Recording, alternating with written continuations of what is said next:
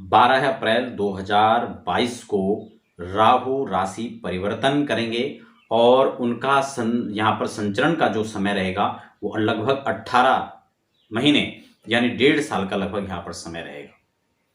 मंगल की राशि में परिवर्तन होगा, मेष राशि पर जाएंगे और मेष राशि पर जाने का क्या प्रभाव रहेगा उसको लेकर हम आज के एपिसोड में चर्चा करेंगे। क्रमशः सभी राशियों की मैं बात करूंगा। यहाँ पर 18 महीने का जो एक अवधि रहेगी उसमें कौन से महीने क्या प्रभाव रहेगा, कब इसका अशुभ प्रभाव ज़्यादा रहेगा, कब कम रहेगा, साथ ही हम इसके अच्छे प्रभावों को भी लेकर यहाँ पर चर्चा करेंगे और उपाय की भी हम लोग साथ साथ में बात करेंगे और क्या सावधानियां हमें रखनी हैं उसको लेकर भी हम लोग इस एपिसोड में चर्चा करेंगे। देखिए यहाँ पर 3 नक्षत्र में यह अवधि काल रहेगा। मेष राशि पर 3 नक्षत्र कौन कौन से? कृतिका, उसके बाद भरणी और उसके बाद फिर अश्विनी, क्योंकि वक्री चाल से उल्टा चलते हैं, आप सब जानते हैं। तो कृतिका, भरणी और अश्विनी नक्षत्र पर राहु का परिभ्रमण काल रहेगा। मेष राशि रहेगी जो कि मंगल की राशि है। परम शत्रु की राशि कृतिका नक्षत्र में जब यहां पर ये संचरण करेंगे तो मेष राशि की पहले हम चर्चा कर लेते हैं। मेष राशि के लिए यह संचरण काल कैसे रहेगा, कैसे आप इसको देखते हैं? प्रारंभिक के जो 2 महीने होंगे, प्रारंभिक के 2 महीने जिस समय अप्रैल से वो चर्चा राशि में प्रवेश कर चुके होंगे, 2 महीने का काल, और उससे पहले भी लगभग 15-20 दिन, महीने भर का जो समय होता है वो भी इसके प्रभाव में आ जाता है। यानी हम बात करें तो इस राशि परिवर्तन को लेकर जो प्रभाव की हम लोग आकलन यहां पर कर रहे हैं, जो प्रभाव की हम यहां पर चर्चा कर रहे हैं, गणना कर रहे हैं, उसका जो प्रभाव है वो लगभग 1 महीने पूर्व से ही यहां पर घटित होने लगते हैं। ऐसे में आप समझ रहे होंगे अप्रैल में उनका प्रवेश होगा, लेकिन मार्च से ही यह परिणाम देखना आरंभ हो जाएगा। आप इसको समझना, अनुभव में आप लेना, इसको आरंभ कर देंगे। सबसे पहले कृतिका नक्षत्र में इनका जो 12 अप्रैल को समय रहेगा वो 3:29 मध्याह्न वाला जो है समय रहेगा। उस समय ये कृतिका नक्षत्र पर प्रवेश करेंगे। जब 3:30 बजे का समय कृतिका नक्षत्र में प्रवेश होगा और ये सूर्य का नक्षत्र है। और आप सब जानते हैं कि राहु का सूर्य के साथ संबंध क्या है। वह ग्रहण दोष की वृत्ति को यहां पर जन्म देता है, उसके प्रभावों को यहां पर पुष्ट करता है। ऐसे में प्रारंभ के 2 महीने जब संचरण कर रहे होंगे, 1 महीने पहले से यह अवधि काल मेष राशि के जातकों के लिए काफी संवेदनशील रहने वाला है। यानी मेष राशि के जो जातक हैं उनके लिए अगर हम इस बात की चर्चा करें कि मेष राशि जब उनके लग्न पर ही यह संचरण काल रहेगा, तब जो है सबसे पहले व्यक्ति का चित्त भ्रमित होना तय हो जाता है। जब भी हम किसी निर्णायक भूमिका में पहुंचे तो बहुत सोच समझ कर पहुंचे। किसी भी निर्णय लेने से पहले अनेक पहलुओं पर विचार करके आपको आगे बढ़ना होगा, वरना ऐसे में होता क्या है कि व्यक्ति जल्दबाजी में, भावनाओं में बहकर जो भी निर्णय लेता है फिर उसके परिणाम बहुत अनुकूल नहीं निकल कर आते हैं। इसलिए मेष राशि वालों को यह सावधानी इसमें रखनी है। जल्दबाजी में कोई फैसला नहीं लेना है, बहकावे में आकर, भावनाओं में आकर कोई फैसला आपको नहीं लेना है, वरना आपको इसमें पछताना पड़ सकता है। राहु आपकी बुद्धि को भ्रमित कर सकता है, जिसके दुखद और दुष्परिणाम आपको झेलने पड़ सकते हैं।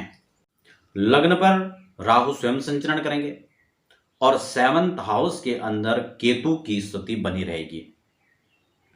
अब प्रारंभिक के जो 2 महीने हैं और उससे पूर्व 1 महीना जो मैंने आपको बताया, यानी मार्च से जो अवधि प्रारंभ हो जाएगी, यह समय आपके दांपत्य जीवन को लेकर नाजुक है। अगर कहीं ना कहीं विवाद की स्थितियां बन रही हैं तो उसको संवाद में बदलने की आवश्यकता है। किसी भी बात को तूल देने से बचें। पार्टनरशिप में कोई बिजनेस करते हैं, कोई व्यापार आपका साथ में है, तो आप उसको सावधानी के साथ करें। लव लाइफ में भी यहां पर दरार की स्थिति उत्पन्न हो सकती है। इन सब चीजों को आपको बड़े संवेदनशीलता के साथ में लेना होगा, बड़े सूझबूझ और समझदारी के साथ में आपको आगे बढ़ने की आवश्यकता रहेगी। कारोबार में भी अगर हम बात करें तो कहीं ना कहीं स्थितियां भ्रामक रहेंगी, मन अशांत रहेगा, चित्त दिग्भ्रमित रहेगा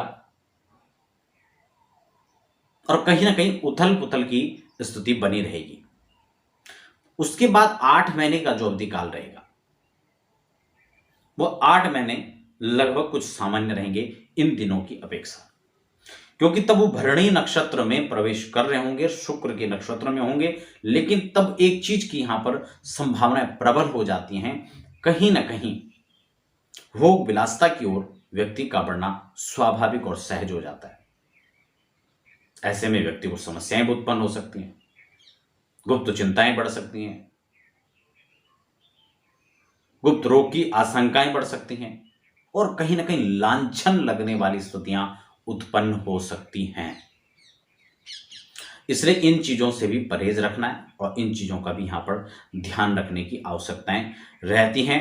खासकर हमें जब भी जहां पर भी पार्टनरशिप की बात आती है, वहां पर एक दूसरे के विश्वास को बनाए रखने का जो प्रयास है, उसको यहां पर भरपूर रूप से करना चाहिए। मेष राशि के लिए या मेष लग्न के लिए, दोनों के लिए ही फलादेश इस अनुरूप रहने वाला है। उसमें भी आपकी जन्मांक कुंडली के अंदर अगर राहु प्रतिकूल है या सूर्य मंगल का कॉम्बिनेशन बहुत अनुकूल नहीं है, तो ऐसे में यह अपनी या दशा या महादशा अंतरदशा में भी कहीं इस प्रकार का कोई कॉम्बिनेशन बन रहा है, तो ये आपको ज्यादा सजग और सावधान रहने की आवश्यकता है, क्योंकि ऐसे में विपरीत परिणाम ज्यादा दिखाई देंगे। तो आपको इन सब चीजों का ध्यान रखना है। सावधानियां क्या क्या रखनी है कि जल्दबाजी में आकर कोई निर्णय नहीं लेना है और भावनाओं में बहकर कोई निर्णय नहीं लेना है। गलतफहमी का शिकार आप हो सकते हैं, इसलिए जब भी कोई कदम उठाएं, जब भी कोई निर्णय लें, तो सोच समझकर और सूझबूझ कर लें। उपाय क्या करना होगा? देखिए, मेष राशि के लिए यहां पर 3 मुखी रुद्राक्ष धारण करना अत्यंत श्रेष्ठ यहां पर रहेगा, श्रेष्ठकर रहेगा। 1.5 वर्ष का जो अवधि काल रहेगा, यहां पर भगवान भूत भावन की आप लोग उपासना करें। पंचाक्षरी मंत्र ओम नमः शिवाय, इस मंत्र का आप जप करें, इससे आप जो है लाभ पा सकते हैं। वृषभ की बात कर लेते हैं। वृषभ के लिए संचरण काल 12 भाव में रहेगा और केतु का परिभ्रमण काल वहीं षष्ठम स्थान के अंदर विराजित रहेंगे केतु। आपके लिए मानसिक अशांति, मानसिक पीड़ा, कष्ट, क्लेश लेकर के आएगा। और अगर कुंडली के अंदर सूर्य चंद्र या राहु केतु, राहु के साथ चंद्रमा या राहु के साथ सूर्य, इस प्रकार का अगर कॉम्बिनेशन है, तो भय का वातावरण बना रहेगा। अनेक प्रकार की आशंकाएं, अनिष्ट की आशंका, अनेक प्रकार से यातनाएं या यातनाओं के प्रति विचार लगभग चलते रहेंगे। कुछ एक अजीब सा भय, इस प्रकार का वातावरण आपके लिए बना रहेगा। और प्रारंभिक की 1 महीना शुरू होने से पूर्व और 2 महीने अवधि काल प्रारंभ होने के बाद यह स्थिति बहुत ज्यादा बनी रहेगी, चित्त भ्रामक रहेगा, निर्णय लेने में अक्षमता कहीं ना कहीं दिखाई देगी, बात समझ नहीं आएगा कि करना क्या चाहिए, किस रूप में हमें आगे बढ़ना चाहिए। व्यापार को लेकर चिंताएं बढ़ती भी रहेंगी। नौकरी पेशे से संबंधित जो लोग हैं, उस क्षेत्र में जुड़े हुए हैं, उनको भी कहीं ना कहीं डर सताता रहेगा अपने से बड़ों का। बॉस के प्रति गलतफहमी का शिकार आप हो सकते हैं। कोई लड़ाने भिड़ाने की बात को कर सकता है, कोई विवाद उत्पन्न करने का प्रयास कर सकता है। इन सब चीजों को लेकर सतर्क भी रहना है और सावधानी के साथ आगे भी धीरे धीरे विश्वास को जीतते हुए बढ़ने की आवश्यकता रहेगी। अगर आपकी राहु की दशा चल रही है, केतु की चल रही है या सूर्य की चल रही है, तो यह स्थितियां और ज्यादा आपको कठिन नजर आएंगी। शनि यदि जन्म कुंडली के अंदर प्रतिकूल है, शनि की दशा चल रही है, तो फिर यहां पर और ज्यादा भय की स्थिति बनी रह सकती है। या जन्म कुंडली के अंदर कहीं ना कहीं शनि चंद्र का योग हो, राहु चंद्र का योग हो, राहु सूर्य का योग हो, इस प्रकार की कॉम्बिनेशन अगर आपकी कुंडली के अंदर बने हुए हैं तो भी यह और प्रतिकूलताओं को यहां पर दर्शाने का कार्य करेगी। अगर हम बात करें यहां पर कहीं ना कहीं घटना दुर्घटनाओं को लेकर भी इनकार नहीं किया जा सकता है। इस चीज को लेकर भी हमें यहां सजग रहने की आवश्यकता रहेगी, सावधानी की आवश्यकता यहां पर रहेगी। विवाद यहां पर तूल दे सकता है, इसलिए हमें थोड़ा यहां पर भी सावधान रहना है। कहीं ना कहीं जेल जाने की आशंकाएं बन सकती हैं। किसी के साथ भूल से भी किसी इस ऐसे कार्य के अंदर इन्वॉल्व नहीं होना है जो आपके लिए बहुत ज्यादा संकट खड़ा कर सकते हैं। इसलिए इन सब चीजों से दूर रहना है। अपने से बड़े के साथ में, अपने से जो आपके सीनियर हैं उनके साथ नहीं उलझना है। आपका कोई कार्य फील्ड का है तो अधिकारियों से बनाकर रखें, विवाद बिल्कुल ना करें। वाहन चला रहे हैं, आपके पास कागज नहीं है तो उस समय उनसे उलझना नहीं है, वरना ये आप पर भारी पड़ सकता है। कहीं ना कहीं विवाद पैदा हो सकता है, मुकदमाबाजी, कोर्ट कचहरी जाने की स्थितियां हो सकती हैं, क्योंकि द्वादश के अंदर ये यहां पर प्रतिकूलताओं का बनना निश्चित है। और शत्रु पक्ष में रोग रिपु ऋण के अंदर केतु का बैठना ये आपको यहां पर भी स्थितियां प्रतिकूल बनाने की पूरा यहां पर जो है स्थितियां बनेगी, पूरा प्रयास इनका रहेगा। इसलिए दोनों ग्रहों का जो कॉम्बिनेशन यहां पर बन रहा है वो जन्म कुंडली के हिसाब से, यानी गोचर की जन्म कुंडली के गोचर कुंडली के अनुसार जो है वो स्थितियां बहुत अनुकूल नहीं कही जा सकती हैं। इसलिए इन सब चीजों की आशंका से भी आपको दूर नहीं होना है। 3 महीने ये प्रारंभिक के और उसके बाद 8 महीने का जो काल लगभग रहेगा वो लगभग सामान्य, और उसके बाद फिर जो लगभग 236 या 40 दिन लगभग रहेंगे, उन दिनों के अंदर फिर आपको समस्याएं बढ़ती हुई नजर आएंगी, क्योंकि उसमें अश्विनी के नक्षत्र में चल रहे होंगे। अश्विनी नक्षत्र में चल रहे होंगे और अश्विनी नक्षत्र के अंदर जब ये रहेंगे उस समय भी प्रतिकूल आपको जो है परिणाम यहां पर मिलने वाले हैं।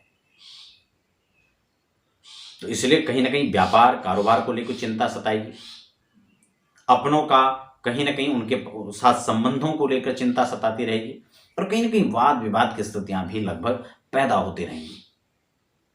उपाय आपको मैं बता देता हूं, आपको यहां पर उपाय क्या करना है, सावधानियां क्या क्या आपको रखनी है। एक तो जल्दबाजी में आकर कोई निर्णय न लें, जल्दबाजी में आकर कोई कार्य ना करें, और जहां तक हो सके तो संवाद करके आगे बढ़ें, विवाद में ना पड़ें। जितना हो सके भगवान सांब सदाशिव की पूजा करें, नमः शिवाय पंचाक्षरी मंत्र का जाप करें, 7 फेस का एक रुद्राक्ष यानी 7 मुखी रुद्राक्ष अपने कंठ में सोमवार के दिन धारण करें। महामृत्युंजय का जप करवाना आपके लिए श्रेष्ठ और लाभकारी रहेगा।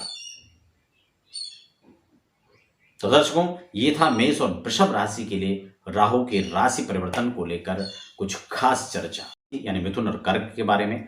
अगले और कार्यक्रमों के माध्यम से 2-2 राशि करके समस्त राशिफल पर हम लोग चर्चा करने जा रहे हैं। अब ऐसे में ये 3 नक्षत्रों के अंदर लगभग जो 1.5 वर्ष का समय, लगभग 18 महीने का जो समय रहेगा, उसमें 2 महीने का समय कृतिका नक्षत्र पर रहेगा।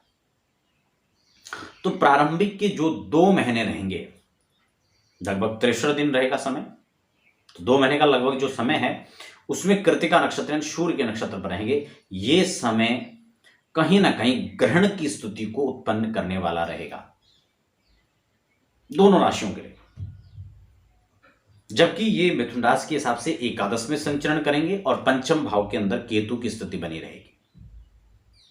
लगभग 8 महीने फिर सामान्य कहे जाएंगे, और उसके बाद फिर 8 महीने का जो समय रहेगा वो फिर कहीं ना कहीं इससे अधिक उथल पुथल का रहने वाला है। क्या सावधानी रखनी है, क्या उपाय करने हैं, दोनों राशियों के लिए मैं यहां पर क्रमशः चर्चा करूंगा। इससे पहले एक निवेदन रहेगा, यदि आप नए दर्शक हैं या आपने अभी तक भी चैनल को सब्सक्राइब नहीं किया है तो आप चैनल को सब्सक्राइब कर लीजिए, साथ ही बेल आइकन को भी प्रेस कर लें ताकि आने वाले समय में ग्रह गोचर की स्तुति हो, ज्योतिष के किसी भी पॉइंट पर चर्चा हो, या फिर वास्तु की बात हो, रत्न रुद्राक्ष की बातें हैं, इस तमाम हम इस चैनल पर डिस्कस करते हैं, उसकी जानकारियां आपको देने का प्रयास करते हैं। अब हम जब बात तीसरी राशि कर रहे हैं, एकादश पर संचरण रहेगा, पंचम भाव के अंदर केतु की स्थिति रहेगी, राहु की दृष्टि रहेगी। ऐसे में संतान पक्ष को लेकर शुरुआत के जो 2 महीने हैं और प्लस 1 महीने पूर्व से यह स्थितियां बनती भी नजर आती हैं। कहीं ना कहीं संतान पक्ष को लेकर आप चिंतित रहेंगे। अगर बच्चे कहीं ना कहीं जॉब के लिए तैयारी कर रहे हैं, जॉबलेस हैं, किसी इंटरव्यू की तैयारी कर रहे हैं, तो आपके मन में समस्याएं यहाँ पर काफ़ी काफ़ी आपको फेस करना पड़ेगा। आपके मन में चिंता उनके प्रति रहेगी, उद्विग्नता आपके मन में देखा जा सकता है। या फिर जिनके बच्चे छोटे हैं या फिर जिनके बच्चे होने को हैं, खासकर जिन माताओं के गर्भ में छोटे बच्चे हैं, शिशु पल रहे हैं, 2-3 महीने के हैं, उन लोगों को खासकर अपने सुरक्षित गर्भ के लिए यहाँ पर प्रयास करना चाहिए। जो बेबी प्लान कर रहे हैं वो हो सके 1-2 महीने ना भी इस दिशा में बढ़ें तो और ज़्यादा बेहतर रहेगा, क्योंकि ग्रह गोचर का इस जो काल है वो बहुत ज़्यादा अनुकूल आपके लिए यानी तीसरी राशि के लिए नहीं किया जा सकता है। बहुत अनुकूल नहीं कहा जा सकता इसको। अगर हम बात करें यहाँ पर पंचम भाव के अंदर जो शिक्षा को लेकर हम यहाँ पर देखते हैं, शिक्षार्थी वर्ग के लिए, शिक्षा अर्जन कर रहे हैं, जो बच्चे पढ़ रहे हैं, विद्याध्ययन कर रहे हैं, उनके लिए भी कहीं ना कहीं चित्त उद्विग्नता को जो है यहाँ पर देखा जा सकता है। कहीं ना कहीं उनकी पढ़ाई में मन न लगना, अपने आप में एंजाइटी फील करना, ये सब उनको यहाँ पर जो है उनके अंदर देखा जा सकता है। तो यहाँ पर ये प्रारंभिक के 2-3 महीने जो हैं ये बहुत ज़्यादा आपके लिए अनुकूल नहीं है। सिर दर्द की स्थिति बनी रह सकती है, कहीं ना कहीं मानसिक तनाव, चिंता, इस प्रकार की स्थिति रह सकती है। लेकिन एक बात यहां पर अच्छा है, क्योंकि एकादश के अंदर जब राहु यहां पर आएंगे तो अचानक धन प्राप्ति के भी योग बनेंगे। और जब आकस्मिक धन लाभ की हम बात करते हैं तो उसमें सट्टा, शेयर मार्केट, लॉटरी, इस प्रकार से धन आने की संभावनाएं बढ़ जाती हैं। अचानक से धनागम की स्थितियों को प्रकट करने वाला, आकस्मिक धन लाभ कराने वाला जो है यहां पर राहु केतु का यह कॉम्बिनेशन देने वाला बनता है गोचर के अंदर। और जन्म कुंडली के अंदर कोई और इस प्रकार के योग हैं तो इस योगों की इस प्रभावों को और पुष्ट करता हुआ नजर आएगा। कहीं ना कहीं अगर दशाएं प्रतिकूल हैं या प्रतिकूल ग्रहों की दशा चल रही हैं तो थोड़ा मानसिक उलझनें बनी रह सकती है और इन कार्यों के अंदर रुकावट पैदा हो सकता है। अगर आप चाहते हैं कि उनका सॉल्यूशन हो तो आप उस पर विस्तृत चर्चा करके, उसको देख करके, रीड करके आप आगे बढ़ें, उससे संबंधित उपाय भी आप करें ताकि उसमें किसी प्रकार की विघ्न बाधाएं ना आए और आप उसको संपूर्ण लाभ उसका ले सकें। जिनके बच्चे सीजर से होने वाले हैं, डॉक्टर ने इन अवधि के अंदर यह समय जो है दिया है, तो उसमें भी आप अच्छे समय देखकर उनके जन्म के बारे में विचार करें ताकि उससे संबंधित समस्याएं यहां पर ना आए, थोड़ा अनुकूलताएं यहां पर बनी रहें। पैसे के मामले में देखा जाए तो लेन देन को लेकर के थोड़ा सा आपको सजग रहना होगा।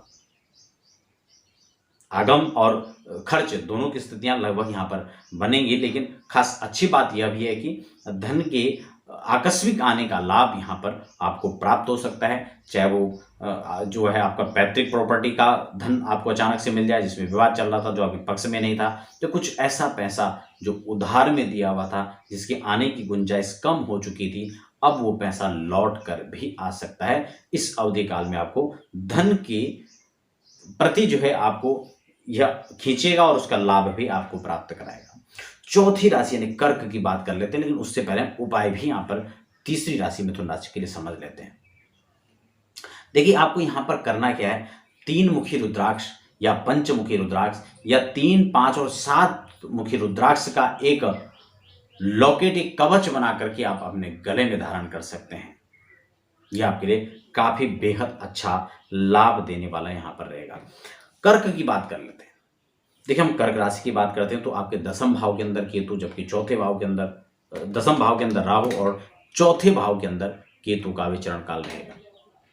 प्रारंभिक 2 महीने, जैसे कि मैंने कृतिका नक्षत्र में इसके संयोग को जिस कालखंड में मैं बात कर रहा हूं, 2 महीने लगभग का जो समय है, उस समय माता पिता के स्वास्थ्य का विशेष ख्याल रखना पड़ेगा। अगर वो पहले से बीमार हैं, वृद्ध हैं, तो उनको खास जो है आपको ध्यान रखने की आवश्यकता है, नहीं तो उनके स्वास्थ्य पर बुरा प्रभाव यहां पर यह गोचर काल लेकर आएगा। आपकी मानसिक उलझनें बढ़ सकती हैं, मानसिक तनाव की स्थिति बनी रह सकती है, परिवार के अंदर विवाद की स्थितियां पैदा हो सकती हैं, आपस में एक दूसरे के बीच सामंजस्य बैठाना थोड़ा मुश्किल हो सकता है और शुरुआत के 2-2.5 महीने यह स्थिति आपको ज्यादा रूप से परेशान करेगी।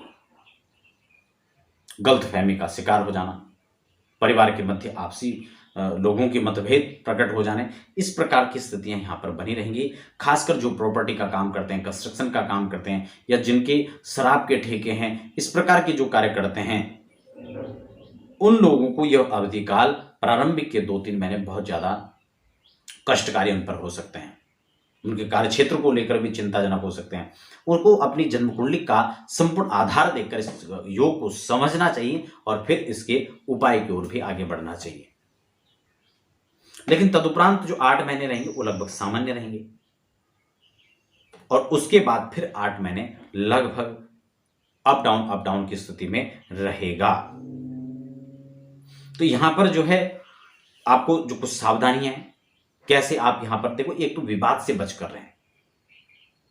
कंस्ट्रक्शन का जो कार्य करते हैं, प्रॉपर्टी का जो कार्य करते हैं, उन लोगों को कहीं ना कहीं रजिस्ट्री के कोई मामले हैं या किसी प्रॉपर्टी के अंदर कोई दिक्कतें हैं, तो वहां पर उनको संवाद करके सुलझाने का प्रयास करें। विवाद में बढ़ेंगे तो ये समस्याएं बढ़ सकती हैं,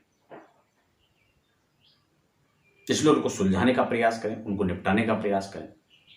जो बिल्डर्स हैं उन एक दो जो समय है, 1-2 महीने का प्रारंभिक जो समय काल है, उसमें खासकर, वैसे मैंने 2+1 कहा है इसको, 3 महीने का पूरा समय, लेकिन फिर भी इस समय को आपको बड़े सजगता और सावधानी के साथ लेकर चलना चाहिए। किसी भी घटना को आप हल्के में ना लें, इसके दुष्परिणाम झेलने पड़ सकते हैं।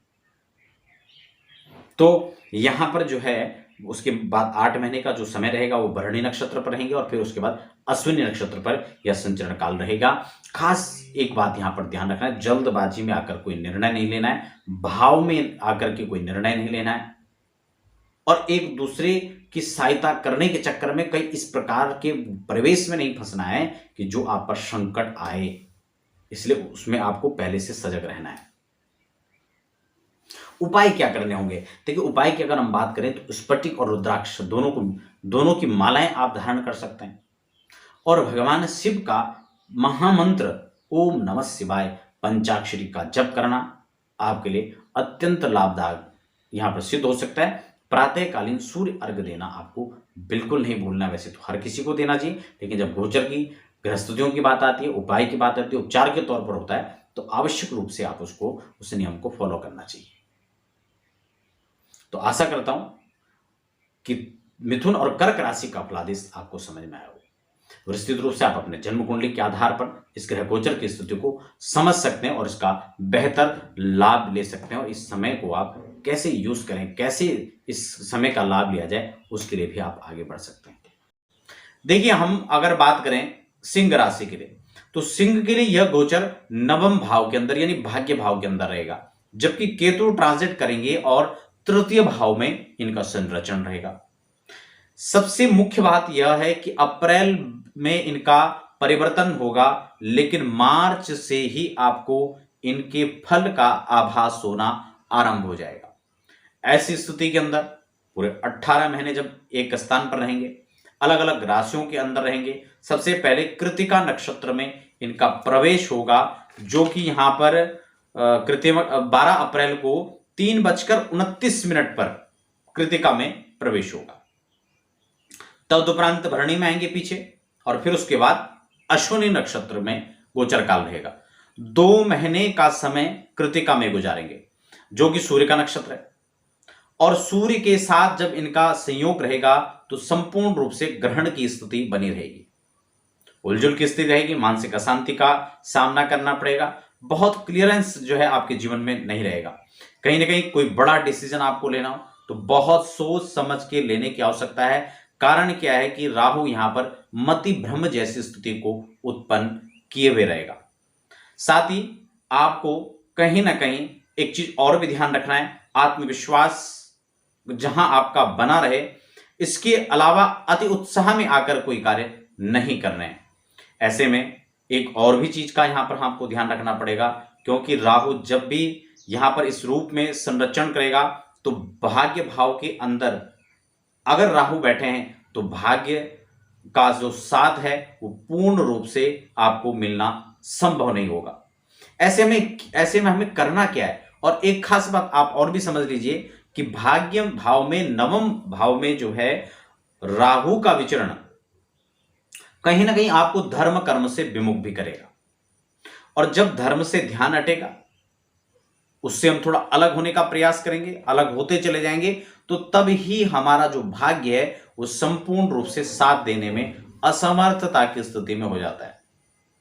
इसलिए आपको यह भी ध्यान रखना है, धर्म कर्म के ओर आपका रुझान रहना चाहिए, बड़े बुजुर्गों का सम्मान आपको करना है, और नियमित दिनचर्या के अंदर आप अपने शेड्यूल वाइज अपने कार्य को करें, ताकि राहु और केतु, क्योंकि जब भी अव्यवस्थित मनुष्य होता है तो उन पर इसका नकारात्मक प्रभाव भी ज्यादा देखने को मिलता है। तो समुचित इस बात को आप समझ चुके होंगे। अब हम सबसे पहले सिंह की बात कर लेते हैं। देखिए, सिंह की नवम भाव के अंदर जब भाग्य भाव के अंदर स्थिति बनेगी तो कहीं ना कहीं आपके कार्य क्षेत्र को यहां पर अड़चने कार्य क्षेत्र में आएंगी। चाहे बिजनेस करते हैं, आप नौकरी करते हैं, आप प्रमोशन की तैयारी में, तो ये भाग्य यहां पर साथ नहीं देगा। अनुकूलता यहां कम देखी जा सकती है, और प्रधान रूप से महीने भर पहले से राहु यह अपना जो है प्रभाव दिखाएगा, और जब प्रवेश कर चुके होंगे तो 2 महीने का संचरण लगभग इनका कृतिका के अंदर ही रहेगा, जिसमें बहुत सारे व्यवधान की स्थितियां बनी रह सकती हैं। इसलिए आपको कहीं ना कहीं भगवान सांब सदाशिव का आपको अपने जीवन में उनका यजन करना चाहिए, उनका पूजन करना चाहिए, ताकि उनके अशुभ प्रभावों से आप बचे रहें।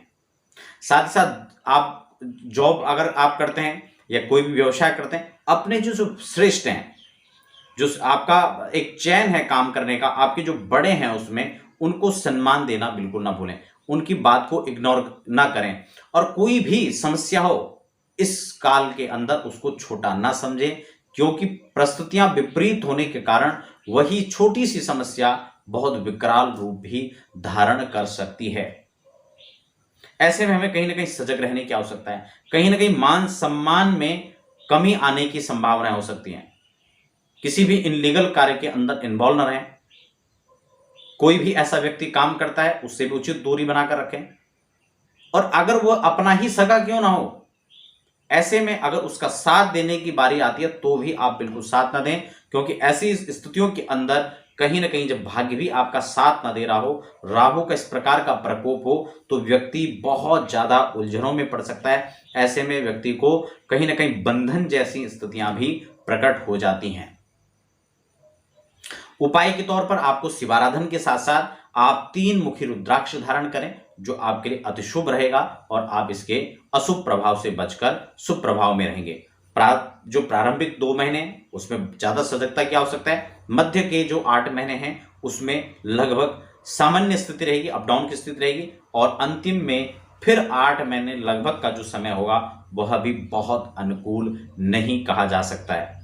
ओम नमः शिवाय पंचाक्षरी भी आप साथ साथ में जपते रहें। कन्या की हम बात कर लेते हैं। कन्या के लिए भी वही संचरण काल जब कृतिका नक्षत्र में रहेंगे वो बहुत ज्यादा अनुकूल नहीं रहेंगे। आपके अष्टम भाव के अंदर रोग को यह बढ़ाने का काम करेंगे। कहीं ना कहीं दुर्घटना जनित जो है संकीर्ण दुर्घटनाओं का यहां पर रहेगा। 2 व्हीलर वाहन चलाते हैं तो कहीं ना कहीं सावधानी बरतें, हेलमेट का प्रयोग करें, और कभी भी शासनिक प्रशासनिक व्यक्तियों से भिड़ने का प्रयास न करें। उनका अगर अनादर किया तो ऐसी स्थिति में वह कहीं ना कहीं आपको झंझट, अगर आपने इस प्रकार से लिया तो वो आपके लिए समस्या और व्यवधान पैदा कर सकती है। एक चीज और भी है, आप कॉन्ट्रैक्टर हैं या फिर आप किसी भी प्रकार का कोई ऐसा काम करते हैं जो दलाली के अंतर्गत आता है, तो आपको यहां पर ध्यान रखने की आवश्यकता है। यहां पर आपको मान हानि जैसे संकेत प्राप्त हो सकते हैं। इसके साथ ही गुप्त समस्याएं, गुप्त शत्रु आप पर हावी होने का प्रयास करेंगे, और कोई गुप्त बातें, कोई गुप्त रहस्य वह भी प्रकट हो सकते हैं। मध्यकाल में जब शुक्र के नक्षत्र में यह प्रवेश करेंगे तो आपको कहीं ना कहीं चरित्र पर लांछन लगने की स्थितियां भी पैदा हो सकती हैं। इसलिए आपको इस मामले में भी सतर्क रहने की आवश्यकता है। कोई आप पर झूठा इल्जाम भी लगा सकता है और उसके कारण आपकी इज्जत को ठेस पहुंच सकती है। इन सब बातों का भी हमें ध्यान में रखना पड़ेगा। और अंतिम के जो 8 महीने होंगे उसमें काफी उतार चढ़ाव आपको देखना पड़ेगा। ऐसी स्थिति में हमें शाम के समय एक नियम बना लें कि आप हनुमान चालीसा का पाठ तो जरूर करें, ताकि आपको इसके अशुभ प्रभाव से आपको मुक्ति मिल सके। पैतृक प्रॉपर्टी को लेकर अगर कोई विवाद पहले से चल रहा है तो वह विवाद यहां पर बढ़ने की ओर तूल पकड़ सकता है। कुटुंबी जनों के साथ आपका विरोध हो सकता है, क्योंकि द्वितीय भाव के अंदर आपके केतु भी विराजित रहेंगे और राहु की भी दृष्टि रहेगी। ऐसे में बहुत स्वाभाविक है, पारिवारिक जनों के साथ मतभेद की स्थितियां उत्पन्न हो सकती हैं, मित्रजनों के साथ, अपने सगे संबंधियों के साथ। तो इस बात को भी थोड़ा मैनेज करके आपको रखना है। आपकी कुछ गुप्त बातें हैं, उनको आप अपने तक ही सीमित रखें। अगर आपने थोड़ा सा भी इसको अपने करीबी होने के साथ साथ किसी को आपने करीबी समझकर आपने किसी को बताने का प्रयास किया, तो यह आपके लिए अहितकारी भी हो सकता है। तो कुल मिलाकर बहुत सारी बातें हैं जो आपको ध्यान में रखनी है। और ऐसी स्थिति के अंदर आप अगर चाहें तो आप पंचमुखी रुद्राक्ष 3 दाने एक कवच बनाकर आप अपने गले में धारण कर सकते हैं। भगवान शिव की आराधना करें, हनुमान जी की उपासना करें और राहु और केतु जनित दुष्परिणामों से आप बचते हैं। बाकी हिसाब से इनका संचरण काल ठीक सप्तम भाव के अंदर रहेगा, जबकि केतु वहीं लग्न में विराजित रहेंगे। ऐसे में आपको ध्यान रखने की बात यह भी है, प्रारंभिक जब कृतिका नक्षत्र के अंदर यानी सूर्य के नक्षत्र के अंदर जब राहु विद्यमान रहेंगे, ऐसे में प्रारंभिक 2 महीने का जो काल रहने वाला है, यह आपके दाम्पत्य जीवन को लेकर काफी कष्टकारी सिद्ध हो सकता है। अगर दाम्पत्य जीवन के अंदर, वैवाहिक संबंधों के अंदर कोई मतभेद की स्थिति है तो उसको सुलझाने का प्रयास करें। हो सकता है कि आप गलतफहमी के शिकार होने के कारण, गलतफहमी के चलते संबंध विच्छेद की कगार पर भी आकर खड़े हो सकते हैं। इसलिए अगर आप संबंधों को बचाने का प्रयास कर रहे हैं तो आपको इस बात का खास ध्यान रखना चाहिए। और हां, जो लोग कहीं ना कहीं संबंध विच्छेद की ओर बढ़ रहे हैं और तलाक चाहते हैं एक दूसरे से, उसके लिए गोचर काल लाभ दे सकता है, क्योंकि अब आपको एक दूसरे से मुक्ति मिल सकती है। तो ये अपने आधार पर आप देख सकते हैं किसके लिए शुभ है, किसके लिए अशुभ। और हां, उन लोगों को भी यहां पर ध्यान रखना चाहिए जो पार्टनरशिप में कोई बिजनेस करते हैं। किसी भी प्रकार का व्यापार अगर आप पार्टनरशिप के अंदर कर रहे हैं, अपने साथ वाले का विश्वास जीतने पर ध्यान रखें। और हां, अगर कोई भी ऊंच नीच बात होती है तो उस पर तूल न दें, क्योंकि ऐसे में मतिभ्रम की स्थिति जहां राहु बनाएगा, वहीं गलतफहमी का शिकार होकर भी संबंधों में दरार आ सकती है और उसके दुष्परिणाम भी आपको भुगतने पड़ सकते हैं। प्रारंभिक के 3 महीने में बहुत सचेत रहने की आवश्यकता है, क्योंकि 1 महीना पहले और 2 महीने जब यहां पर संचरण करेंगे कृतिका के अंदर, इसका प्रभाव पहले से ही नजर आने लगता है। ऐसी स्थिति में आपको दांपत्य जीवन, पार्टनरशिप के अंदर कहीं ना कहीं आपको ध्यान रखने की आवश्यकता है। मानसिक अशांति यहां पर बनी रह सकती है। अति उत्साह में आकर कोई कार्य न करें और बड़े सोच करके, विचार करके ही किसी खास कदम, किसी खास काम के लिए बढ़ाएं। धोखाधड़ी से बचें, क्योंकि राहु कहीं ना कहीं ऐसी स्थितियों में फंसा देता है। व्यक्ति के साथ छल होने का बड़ा भय रहता है।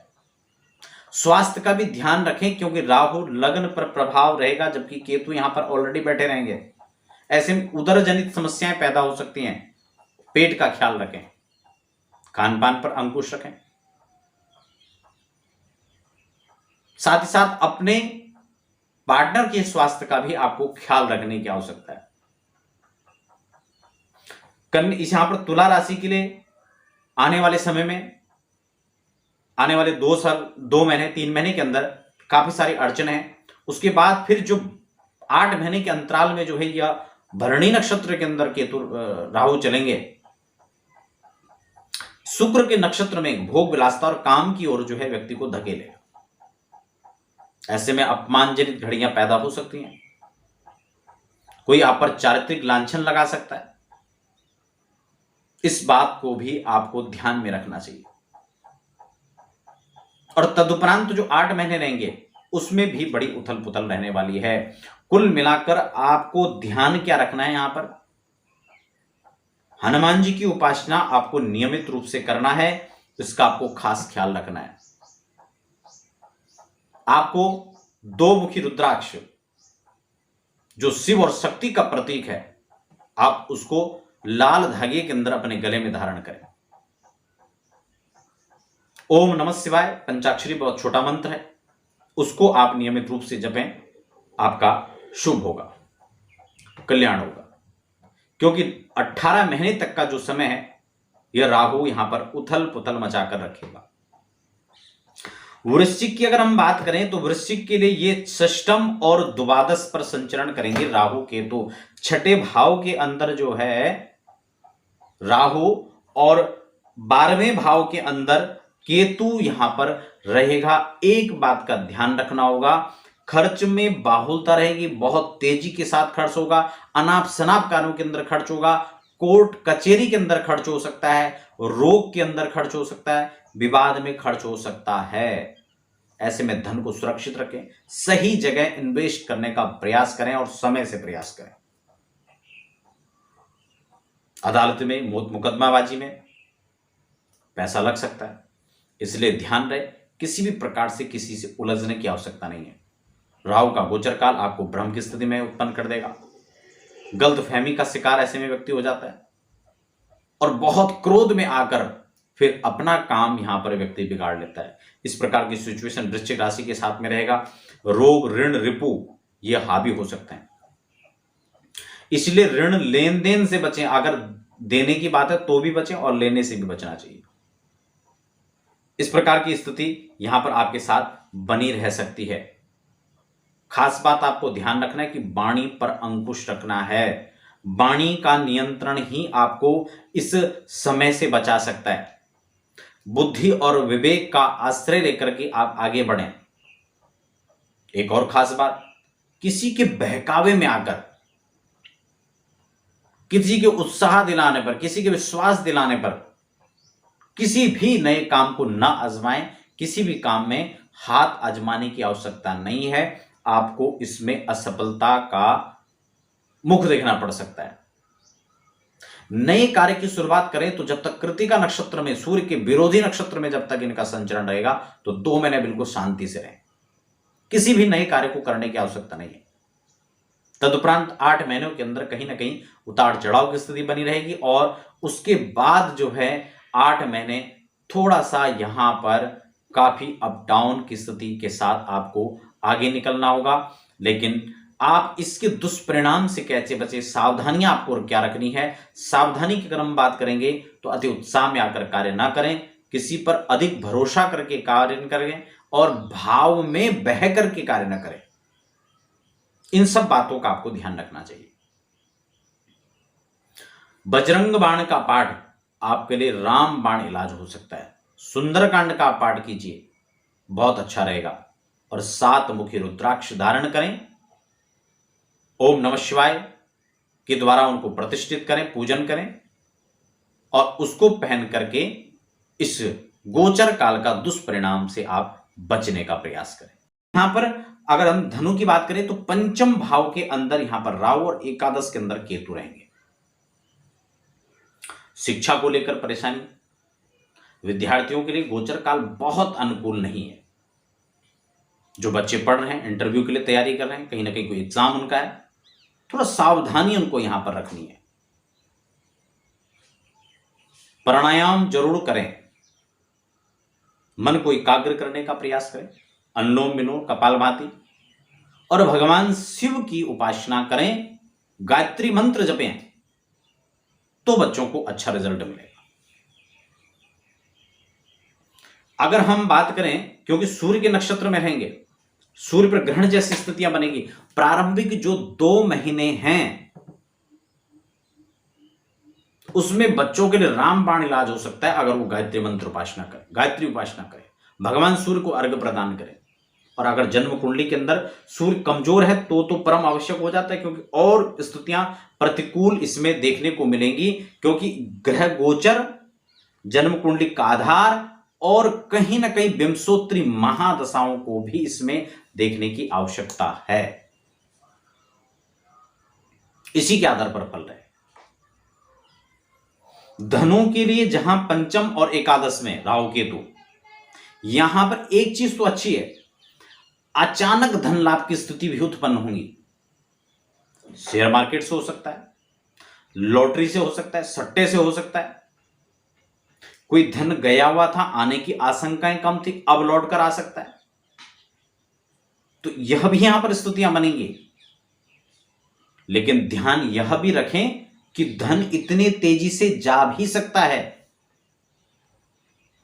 उसको भी हमें यहां पर ध्यान में रखना होगा। और कहीं ना कहीं जब पंचम के अंदर बनेगा तो संतान पक्ष को लेकर चिंता रहेगी, भटकाव रहेगा दिमाग के अंदर, बच्चों के साथ मतभेद होने की स्थितियां रहेंगी। और जो संतान के लिए प्लान कर रहे हैं वो 1-2 महीने अगर इसको आगे भी बढ़ा दे तो ज्यादा अच्छा है। ये जिनको सीजर के लिए कह रखा है और इन 2 महीनों के अंदर उनकी संतान उत्पन्न होने वाली है, बहुत सजग रहें, सावधान रहें, सही समय का चुनाव करें, अच्छे मुहूर्त में उस बच्चे को जन्म दें। तो इसलिए ये चीजें यहां पर ध्यान देने वाली हैं। जिनके बच्चे कहीं ना कहीं कंपटीशन फाइट कर रहे हैं, नौकरी के लिए तलाश कर रहे हैं, जॉबलेस हैं, जॉब के लिए प्रतीक्षा कर रहे हैं, उनको भी बच्चों के प्रति कहीं ना कहीं तनाव की स्थिति बनी रहेगी। और पढ़ने वाले बच्चों को भी तनाव बना रहेगा। दोनों के लिए ग्रह गोचर काल इस समय अनुकूल नहीं है। खासकर 2 महीने जब तक कृतिका के अंदर रहेंगे, उसके भरणी में वापस लौट आएंगे तो लगभग मध्य रहेगा, मध्यम रहेगा, अप डाउन की स्थिति। और फिर 8 महीने जो अंतराल के अंतिम के रहेंगे वह भी थोड़ा सा कष्टकारी रहेगा। तो इस ऐसी स्थिति के अंदर यहां पर धनु राशि की जातकों के लिए भटकाव का हो सकता है, अलगाव पैदा करने की स्थिति से, भाई बंधों से विरोध हो सकता है, मित्रों के साथ विरोध बन सकता है। और हां, ध्यान रहे किसी की बातों में आकर निर्णय न ले, संबंध खराब हो सकते हैं। आपके बीच में विष घोलने का कार्य कोई कर सकता है। और अनजान व्यक्ति पर भरोसा करके ना बढ़े, अपने पैरों पर आगे बढ़ने का प्रयास करें। किसी की सहायता लेकर किसी नए काम में हाथ ना आजमाएं, भाग्य को आजमाने की आवश्यकता नहीं है। उसमें भी 2-3 महीने शुरुआत की तो बिल्कुल भी नहीं। इन चीजों का आपको ध्यान रखना है। और उपाय के लिए अगर हम बात करें, सावधानी की बात करें, तो अति उत्साह में कार्य न करना, दूसरों पर भावनात्मक भाव में बह करके कार्य नहीं करना है। इस बात को ध्यान में रखें। और मध्य का जो 8 महीने रहेंगे उसमें आपको अपने मान सम्मान प्रतिष्ठा का भी ध्यान रखना है। कोई भी आप पर चारित्रिक लांछन यहां पर लगा सकता है, क्योंकि वो यहां पर शुक्र के नक्षत्र में जब रहेंगे तो आपको भोग विलासता की ओर यह धकेलेगा, काम की ओर धकेलेगा। इन सब चीजों से बचाव आपको रखना है। ओम नमः शिवाय पंचाक्षरी जपें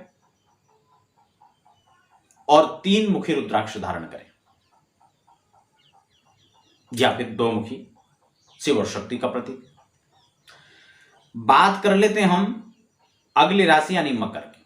मकर चौथे भाव में, मकर राशि के लिए जो है राहु रहेगा और वहीं 10वें भाव के अंदर केतु रहेगा।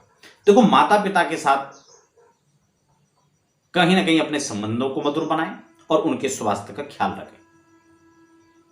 उनसे विरोध हो सकता है, उनके स्वास्थ्य पर इफेक्ट रहेगा और कहीं ना कहीं मतभेद जो है आपका बढ़ता हुआ यहां पर नजर आएगा।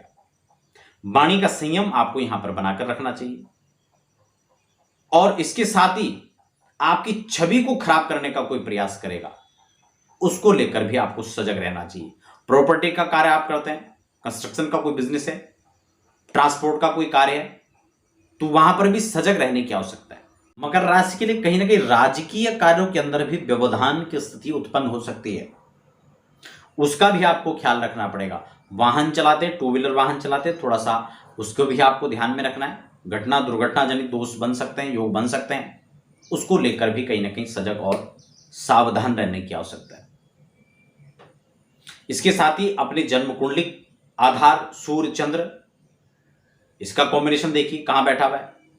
अगर राहु के साथ सूर्य या चंद्र उनके साथ बैठे हुए, शनि चंद्रमा का आपके साथ में युति आपकी कुंडली में, तो आपके लिए ज्यादा कष्टकारी यह गोचर हो सकता है। इन सब चीजों को भी ध्यान में रखें। कुंभ राशि के लिए यह गोचर काल आपके पराक्रम भाव के अंदर रहेगा, यानी तृतीय भाव के अंदर रहेगा, वहीं केतु नवम भाव के अंदर रहेंगे। सबसे पहले आपको देखने को मिलेगा कहीं ना कहीं आपका लगाव जो है धर्म से, कर्म से थोड़ा विमुख होता चला जाएगा। मन में अनेक अनेक प्रकार की आशंकाएं उठती रहेंगी, धर्म के प्रति क्वेश्चन उठते रहेंगे, बड़े बुजुर्गों के सम्मान करने में रुचि थोड़ा कम हो जाएगी। बस यही कारण है कि आपका भाग्य आपके साथ देना धीरे धीरे कम कर देता है और आप उसके दुष्परिणाम ज्यादा आपको झेलने पड़ते हैं। ऐसी स्थिति में ऐसे गोचर काल के अंदर कुंभ राशि के जो जातक हैं उनको खास यहां पर ध्यान देने की आवश्यकता है कि वो धर्म के प्रति अपना लगाव बनाकर रखें, अपने से बड़ों का सम्मान करें। आप जॉब करते हैं या आपका अपना व्यवसाय है, जो बड़ा है उसको उसके पद और कद के अनुसार उसको सम्मान देने का पूर्ण कार्य करें, तो आपका भाग्य साथ देगा। वरना इस 1.5 साल के अंदर आप देखेंगे मेहनत तो खूब करनी पड़ेगी, लेकिन उसके अनुरूप रहमत की गुंजाइश नहीं बन पाएगी। अगर आप इसका समुचित लाभ लेना चाहते हैं तो आपको उपाय भी बताऊंगा। प्रारंभिक 2 महीने का जब कृतिका के अंदर संचरण रहेगा, सूर्य भगवान के नक्षत्र में रहेंगे, ऐसे में विरोधी स्तुति बनती रहेगी। कहीं ना कहीं भ्रामक समाचार से आपका मन जो है खिन्न होता रहेगा, भ्रम स्थिति व्याप्त रहेगी, एक दूसरे को लड़ाने भिड़ाने वाली बातें लोग आपसे करेंगे, आपके संबंधों में खटास पैदा हो ऐसा माहौल बनेगा। इसलिए आपको ध्यान रखना है, सजग रहना है, सावधान रहना है और अपने मन की अच्छे से सोचकर और तब आगे बढ़ना है। किसी की बातों पर आगे आपको किसी भी प्रकार के कोई निर्णय नहीं लेना है, चाहे अपने घर परिवार की बातें हो, चाहे आपके बिजनेस व्यापार की जुड़ी हुई बातें हो या फिर और कोई बातें हो। निर्णायक भूमिका में आप तब आए जब आप स्वतंत्र और शांत हो बैठे हो। जल्दबाजी में कोई निर्णय नहीं, यह आपके लिए गलत सिद्ध हो सकता है। परिश्रम बना रहेगा, पराक्रम भी बना रहेगा, विरोधी ध्वस्त भी होंगे, खासकर जो राजनीतिक क्षेत्र में जुड़े हुए जो लोग हैं उनको इसका लाभ भी मिलेगा। इस दृष्टिकोण से यह मजबूत भी यहां पर आपको बनाएगा, लेकिन कुछ यहां पर सावधानी भी रखने हैं, कुछ यहां पर आपको सतर्कता भी बरतनी है। जैसे कि मैंने आपको बताया, एक तो अति उत्साह में आकर कार्य नहीं करना है और भ्रम की स्थिति से बचना है और किसी पर जल्दबाजी में विश्वास रखकर कोई कार्य नहीं करना है। ये सब बातें आपको अपने दिमाग में रखनी है। प्रॉपर्टी से जुड़े हुए आपका कोई कार्य, कंस्ट्रक्शन से जुड़ा हुआ कोई कार्य, पत्रकारिता जगत में आप जुड़े हुए हैं, टेक्निकल फील्ड में जुड़े हुए हैं, बहुत ज्यादा समय अनुकूल नहीं कहा जा सकता है। बीच बीच के 2 महीने जन्म कुंडली में अगर आपका सूर्य खराब है, ध्यान रखिए, या सूर्य राहु का कॉम्बिनेशन वहां पर, या शनि चंद्र का कॉम्बिनेशन है, या राहु चंद्र का कॉम्बिनेशन है, तो आपके लिए गोचर काल के अंदर 2 महीने का जो समय है वो बहुत अनुकूल नहीं रहने वाला है। इसलिए आपको ध्यान रखना है, सूर्य अर्घ आपको डेली प्रदान करना है और गायत्री मंत्र कम से कम 11 बार तो कम से कम जपना है। 108 बार जपे तो बहुत अच्छा है, ये तो करमाला ही आप कर सकते हैं, 11 बार आप जप सकते हैं। उसके जपने के जो तरीके, करमाला का जो विधान है, वैसे मैं उसके लिए अलग से वीडियो बना चुका हूं, आप उसे जाकर देख सकते हैं। करमाला विधान को आप समझें, बिना माला के आप गायत्री उपासना कर सकते हैं और आप पूरे 1.5 साल का आप सदुपयोग कर सकते हैं। इस बात का आपको ध्यान रखना है। भाई बहनों के बीच मनमुटाव की स्थिति बन सकती है। इसलिए संबंधों को मधुर बनाने का प्रयास आपको करना है। यहां पर एक 7 मुखी रुद्राक्ष आप गले में धारण कर सकते हैं। 1.5 साल का जो समय है वो कवच का काम करेगा, आपके लिए आपकी रक्षा सुरक्षा में कार्य करेगा, आपके व्यवसाय, आपके कार्यक्षेत्र में, आपके बिजनेस के अंदर आपको आपका मनोबल यह बनाकर रखेगा।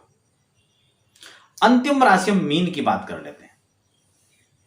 देखिए, मीन के लिए संचरण काल आपके द्वितीय भाव के अंदर रहेगा और अष्टम भाव में राहु रहेंगे। देखो, मीन राशि के लिए बहुत श्रेष्ठ नहीं है, शुरुआत के 2 महीने तो बिल्कुल नहीं।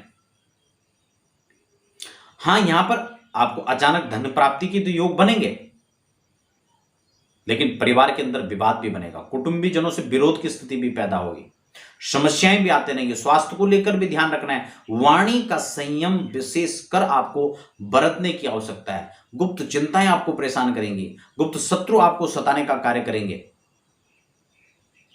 और आपकी ही बातें किसी के हाथ लग जाएं तो वो आपको परेशान करने पर तुला रहेगा। पेट से जुड़ी हुई समस्याएं आपका पीछा नहीं छोड़ने वाली हैं। समय शुरू हो चुका है, आप ध्यान रखें उसका। खान पान पर अंकुश रखें, वाणी का संयम रखें और लेन देन का भी बहुत ध्यान रखें। कर्ज लेने से और देने से दोनों से बचें। वैसे धन की बात करें तो आपको आकस्मिक धन के लाभ होंगे। शेयर सट्टा का कार्य करते तो वहां से लाभ होने का गुंजाइश रहेगा, लेकिन दुर्घटनाओं जनित योग भी बनेंगे, उससे भी सावधान रहना है। 2 व्हीलर चलाते हैं, डेली जॉब करने जाते हैं, सर्विस पर कहीं जाते हैं, हेलमेट का पूरा प्रयोग करें और किसी से भी कहीं उलझना नहीं है। अपने से बड़े सीनियर के साथ में, अपने बॉस के साथ में,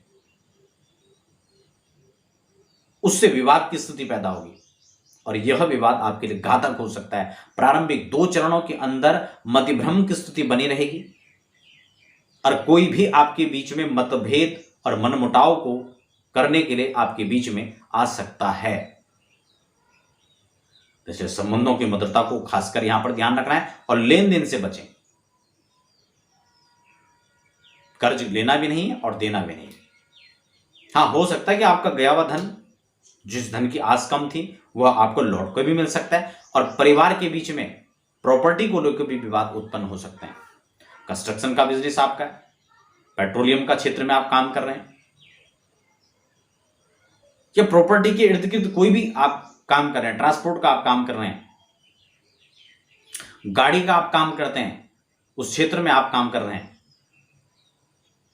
तो यहां पर नफा नुकसान की गुंजाइश यहां पर ज्यादा बन रही है। इसलिए आप उसका खासकर ध्यान रखें। प्रारंभिक 2 महीने में तो बहुत ज्यादा, उसके बाद 8 महीने जो बाद के रहेंगे, जबकि भरणी में उनका प्रवेश रहेगा, उस दौरान शुक्र के नक्षत्र में काम विलासता, भोग विलासता की की ओर जो है यह धकेलता हुआ नजर आएगा। ऐसे में चारित्रिक रूप से आपको कोई गिराने का षड्यंत्र करेगा। आप अपने पर अंकुश रखें और कहीं भी ऐसी स्थिति में पड़ने से बचें। यह आपके मान सम्मान, यश, प्रतिष्ठा, धन सब पर यह हावी हो सकता है। तो इस प्रकार की सिचुएशन मकर और कुंभ और मीन के अंदर बनेगी। संपूर्ण विश्लेषण हमने इस एपिसोड में किया। एपिसोड से संबंधित कोई प्रश्न आपके मन में उठता है तो आप कमेंट बॉक्स में लिख सकते हैं। और हां, यदि व्यक्तिगत रूप से आप अपनी जन्म कुंडली बनवाना चाहते हैं, जन्म कुंडली सलाह लेना चाहते हैं, रत्न रुद्राक्ष परामर्श लेना चाहते हैं, वास्तु से संबंधित आप परामर्श करना चाहते हैं, तो आप हमारी वेबसाइट पर लॉगिन कर सकते हैं या फिर व्हाट्सएप पर जो लगातार नीचे नंबर फ्लैश हो रहे हैं, आप उस पर भी समय ले सकते हैं और वहां पर भी चर्चा कर सकते हैं। दर्शकों, आप बने रहें, हमें दीजिए इजाजत।